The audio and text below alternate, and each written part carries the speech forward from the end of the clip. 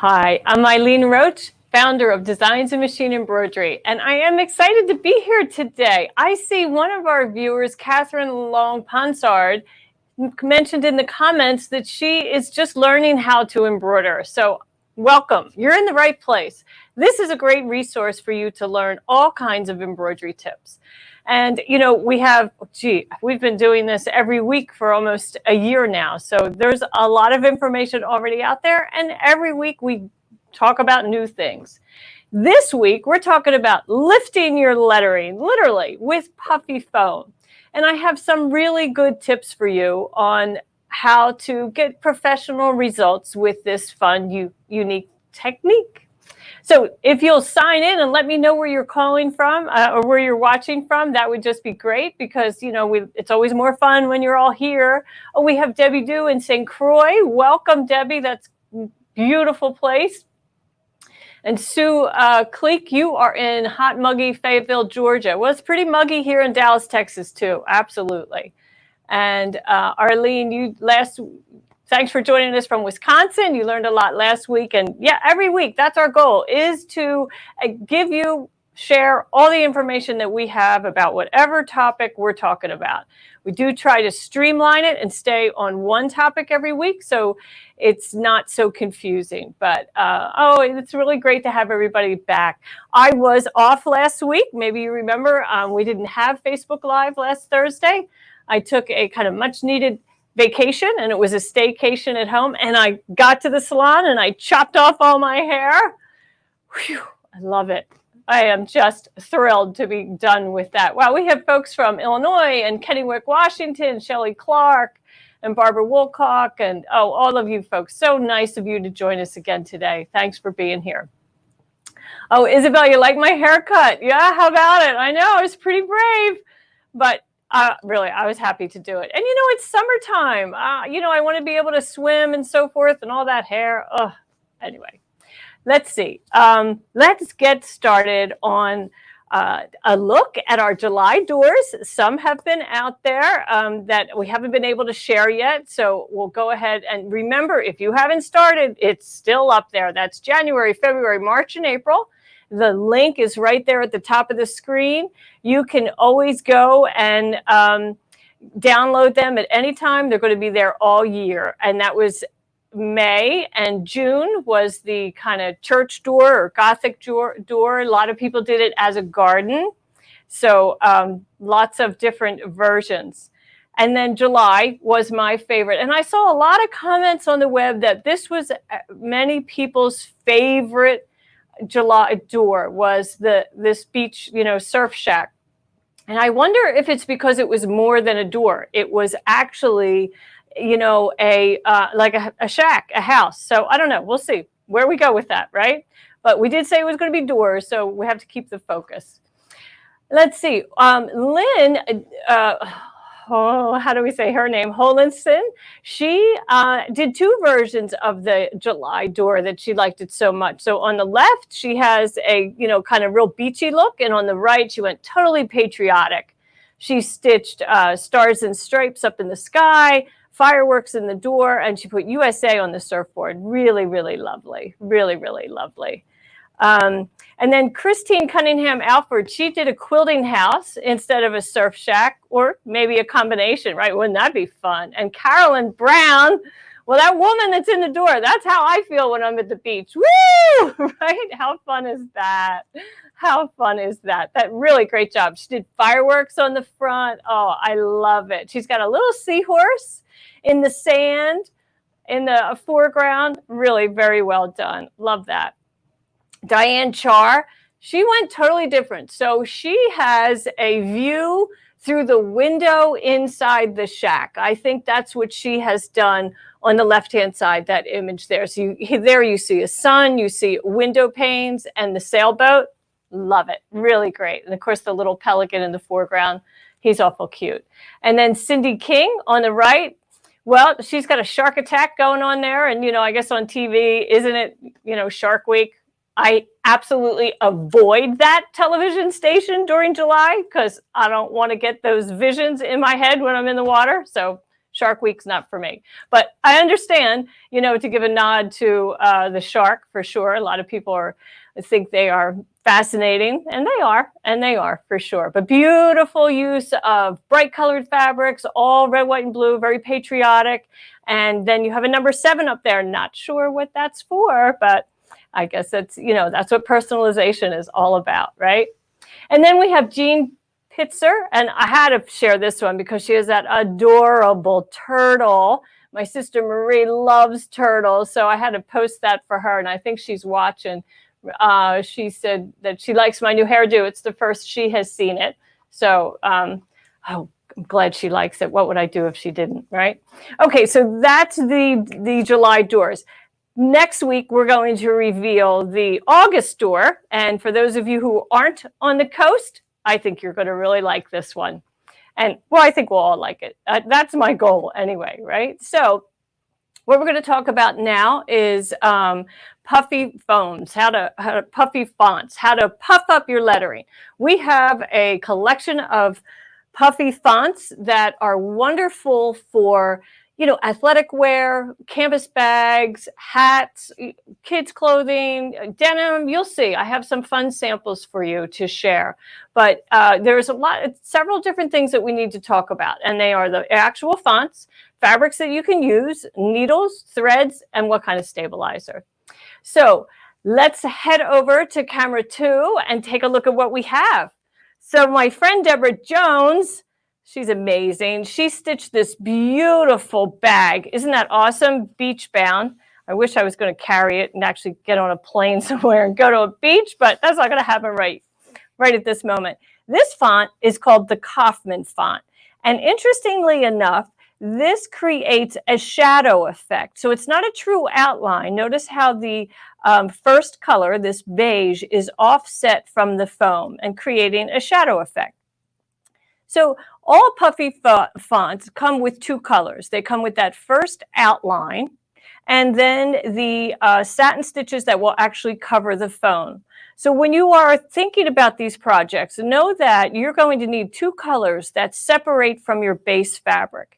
And it's really best to add to select a highly contrasting thread for that background stitching, because that's what's going to make the focus remain on the foam. So that's a beautiful sample that Deborah did. I really love that. Okay, and then here's just, our logo or our company name, Dime. I love the orange and the blue. So fun together.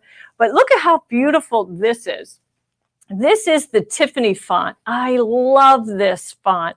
It would look great as a single letter monogram. It just screams Halloween to me. It screams circus and kind of old time stuff. And also, if you purchase these Puffy fonts, you get 2 standard fonts that come with it. You get an Arial and a brush. So I have combined them. So much of lettering today that you see any kind of signage, they're often incorporating several different font styles. And why not do that with Puffy also? So then we also have, this Puffy is a fabulous way to work with prints, because when you monogram on a print fabric, you can often lose the lettering, unless you would stitch this maybe in black thread or deep red or, maybe a navy. It's really going to blend with that base. But by outlining it with that pretty aqua and then adding the orange on top, of course, that's where our Puffy is, it really separates, really lifts. Now, look how much lift you get. So here you can see just how dimensional that is. Oh, I love Puffy. It's really fun. Okay, so we have a lady who works in our office, Diane Cowan. She's been with our company for years. And in her office, she has a sign that says, "Ask me about my cats." And it's behind her on the wall. And every time I walk into her office and sit down and look at her, I laugh because I read that. I think it's hysterical. So I kind of stole her idea. And but I have to tell you, she's not in the office anymore because she's working at home. But anyway, I'm in the office, so I see her sign. Here I've combined the Chaotic font. How fun is that? It has a really kind of gnarly background stitch behind it. And then this is the Varsity. So it's kind of a standard traditional athletic font that it combines really well with all of this. And isn't it fun to sit a little cat right on top? So what about fabrics? I mean, well, fabrics, I already showed you that, it's important to contrast with the base fabric. Great to incorporate prints because it's really going to separate. But let's take a look at all of the puffy foam colors that are available when you purchase this collection. So I'm just going to slide over a little bit, see if I can get all these colors in here without moving off. Okay, so the orange, I've learned that this coincides beautifully with our exquisite thread 649, and then the blue is the 409. The tan works really well with 628, but if you wanted to go a little darker, you could do that also. You want to stay very close to the range of the colors that you're working with, but you do have a little leeway. But these are the colors that I've chosen. So the red, the 700 is beautiful. I love that. The green, 451, that'll blend really nicely. And then navy, I have a couple choices, well, several choices really. I could go kind of with a bolder, brighter blue or a deeper navy, and they would work very well also. I know we're all thinking these are going to tumble down like dominoes. And then white, and then the yellow that really pops is 149. And of course the purple, I like this 1324 on top of that. I think that's a great selection. But you're really not limited to polyester thread. You could also use, here I used my vintage thread. I used the 40 weight, not the heavy 15, because these fonts are digitized for a 40 weight. But on this denim patch, which kind of has an old school look, I wanted a flat, a matte polyester thread. And I think that looks really very nice together. It's blending beautifully. So how do you do this? Well, you're going to stitch your first colors, and I have some samples for you. Okay, so what happens if you select a thread and a foam that don't match? Well, it's not the end of the world. I mean, for heaven's sakes, right? It's just embroidery. We're not stitching muscle and bone here, so it's not the end of the world. But notice how this black is showing through that pink thread. And even with, great trimming techniques and so forth, that's probably still always going to be visible through those satins. I mean, it's a really heavy coverage, but you do want to match your thread to the foam for a professional result. So here's a fun patch that I stitched. The A's I love this font. And which one is that? That's the athletic font. That's really beautiful. So first I did some kind of baseball stitching lines behind it. And always know that whatever you're going to use to embellish the area of the font, you have to stitch that down first. So in this case, you'll see I have stitched my outline for my patch, and I have those crazy stitches that kind of mimic the baseball stitching, and then the outline of my font. And notice I wanted to add the apostrophe in blue. So I have to do that before I add the next color, which is going to be the foam. So I place my foam right over that outline. I would place it right over that outline and then stitch the next color. I just love how it all stays in place. And the really fun part about this is when you get to tear it off. It's kind of addictive, It's kind of sad when you do it and it's all done. You want to stitch some more so you can pull some more off. It's really fun. And don't forget to get those center openings, open, right? Pull out that center piece in the middle. And then save those scraps because, I most certainly can get another A there. I may possibly be able to get an S over here. You'd be amazed how much embroidery you can get done on these small areas. It's really fun. So here's another one. I'll show you that we're going to rip that off at the same time, just, because it's fun to do that on camera, right? And, you just take your time. You may notice that you get some little pokies, right? Little areas poke. Oh, what did I do here? I did this wrong. That's a bad sample. Let's not look at that one. Okay. That's what happens when you do these things early in the morning. Okay, let's take a look at Vote 2020. So I have stitched my red outline and then my white, added the white foam over top. Look how beautiful that is. Oh my goodness, so much dimension, such an emphasis on that puffy, that making sure that that's a highly contrasting thread in the background from the base color, and then also that satin stitch on top. It's just beautiful. I love how that looks. And I hope that you're going to vote. If you're not registered, do it now. Do it now. Okay, so what else do we have? Well, what happens with all those bits if you have some little bits? I'm not so sure you could see it on camera. Well, of course, my friend Deborah Jones, she has the answer to everything. So she literally brought in this Drill Master heat gun, and it's hotter than a blow dryer and hotter than your household iron. So when you plug it in, it will produce a stream of heat, and you just hold that right over your embroidery. You don't want to touch the foam with the tip, but then all of those little bits will just shrink right up inside of the lettering. So that's the easiest way to finish that. Now, you may read that you could use a household iron, and you could try, but foam is actually water resistant. So it's not really going to respond to steam, and it wants to, it just doesn't let the water come in. So the steam doesn't help. And our household irons really don't get that high. They really don't get that high. So I love saving these little things. Aren't they so fun? I save all of them because I know I can get another letter here and some more up here. And then eventually I'll cut those away and save this bigger piece for another project. But these are so fun. They just add so much new dimension to your embroidery. So let's see what kind of questions we have, because I've been over there. Hey, from PA, it's Turf, welcome. Dory, hi. Stormy Naples. Yeah, how about that? And then let's see, Joanne Banco. Welcome, Joanne Banco. I hope you all know Joanne Banco. She is just wonderful. She has a website called Let's Go Sew. So fun over there. You should stop over there and see what she's always up to.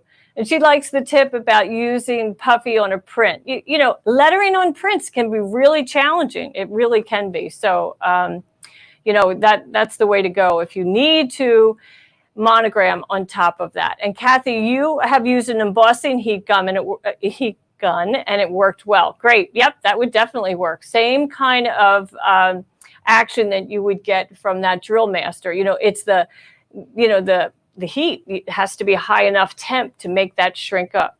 So puffy foam is machine washable.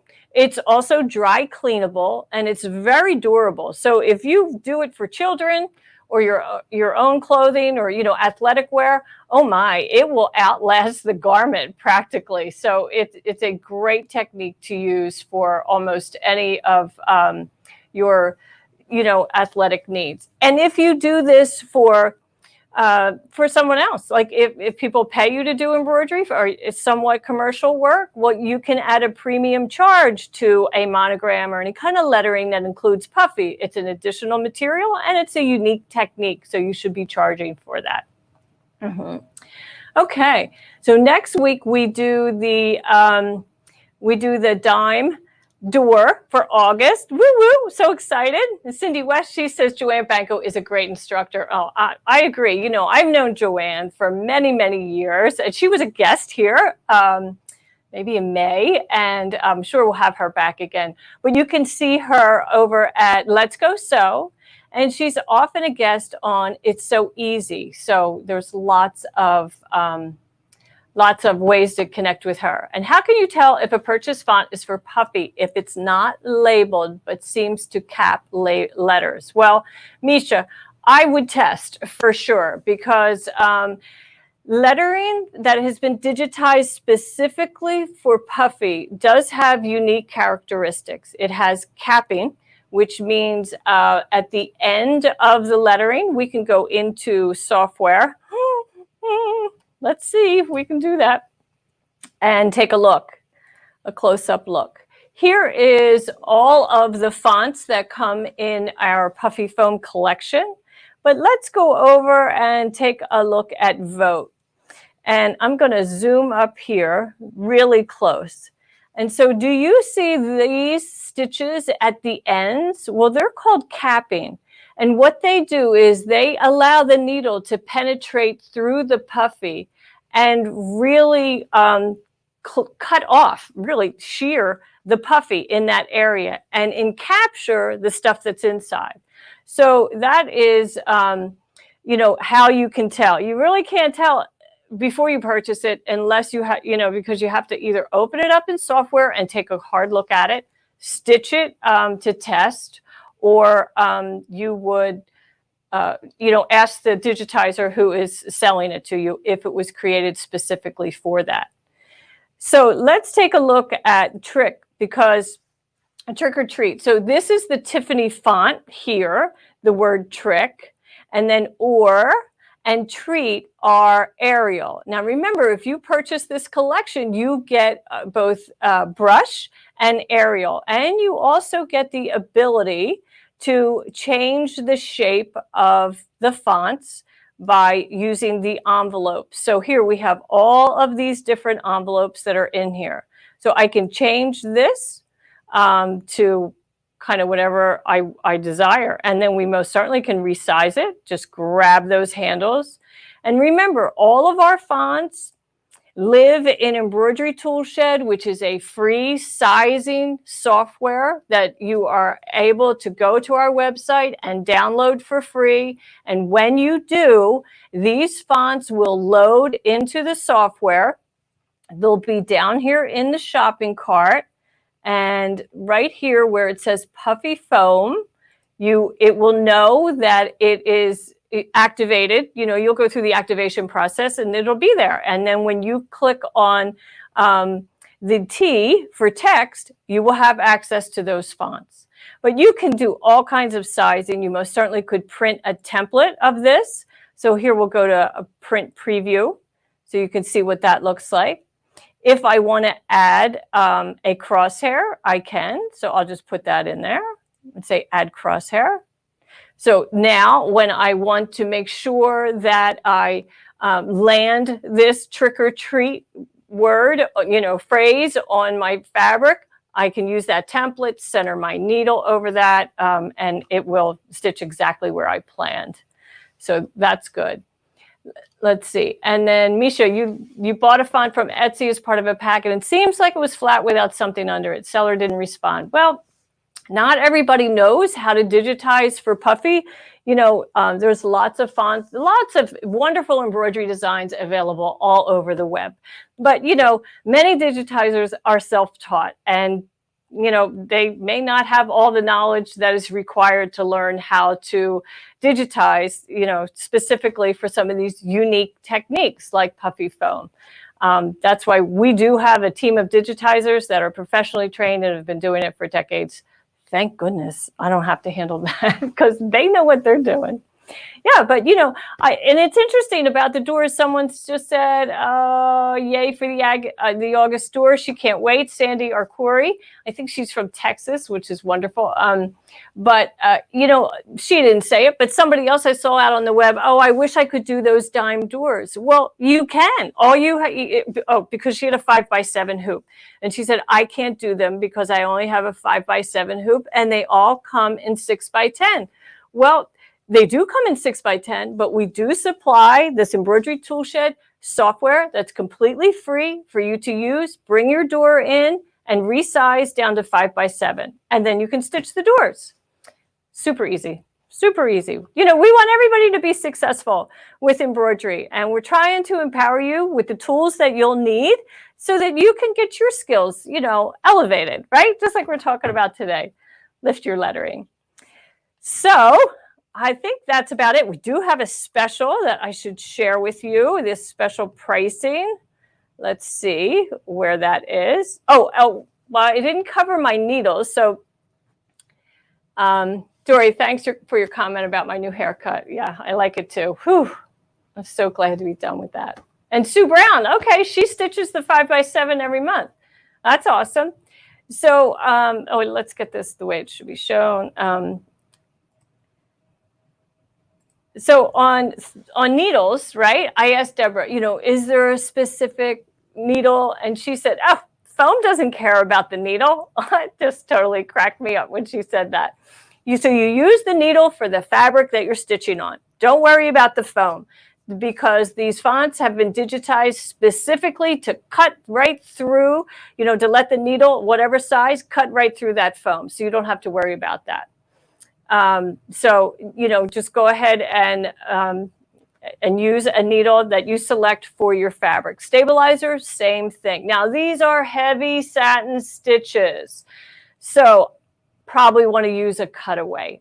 You could use a tearaway, but I find that a cutaway gives a little bit more body for sure to the back of those heavy satin stitches. And you want it to live a long time. Yep, for sure. Okay, so what's the special price? So we have this week, you get 10 sheets of the 3mm foam sheets in assorted colors, and the 13 Puffy Foam fonts for $179.99, free shipping. Your promo code is there at the bottom. And remember, this will populate into Embroidery Tool Shed. So there'll be a link on how to download that. And, if you don't already have it, and you should have it, you should just do it. It's free. It's super easy to use. And it also allows you to convert colors, thread color palettes, so that if you are using Madeira thread and now you're switching over to Exquisite, which I'm sure you all want to switch over to Exquisite embroidery thread, it'll allow you to do that with just a click. So super fun. And yeah, Misha, you're right. Tearaway would just punch right out. It sure would. And so you definitely must use a cutaway or no-show. And frankly, I kind of like the medium cutaway instead of the no-show on those fonts. They're really great. So next week, we have some fun stuff. So we have the August door. Can you believe August? We're almost through the summer. Wow. But I am excited about August, but I'm really excited about the fall, because then we go into September, October, November, December, the holiday season. We have some really fun stuff planned for that. And you just might see some Puffy along the way. And Deborah Jones is going to be my guest next week. So she'll be back here in this space with me. I don't know if she'll be here or if she'll be home, but she's going to be in Facebook Live with us. So bring your questions. She's the creator of that embroiderer's compass. And so if you have a question about needles or threads or stabilizer, she'll be here next week at 1 o'clock on the 30th. Is that the 30th? And she will answer all your questions. So happy to do that. So next week we'll be here at 1 o'clock. Let us know if you enjoy this, and if you have any ideas of what you'd like to see in upcoming doors, feel free to comment. We're always on the lookout for inspiration from you, because we learn by meeting all of you. So thank you for joining us, and we'll see you next week.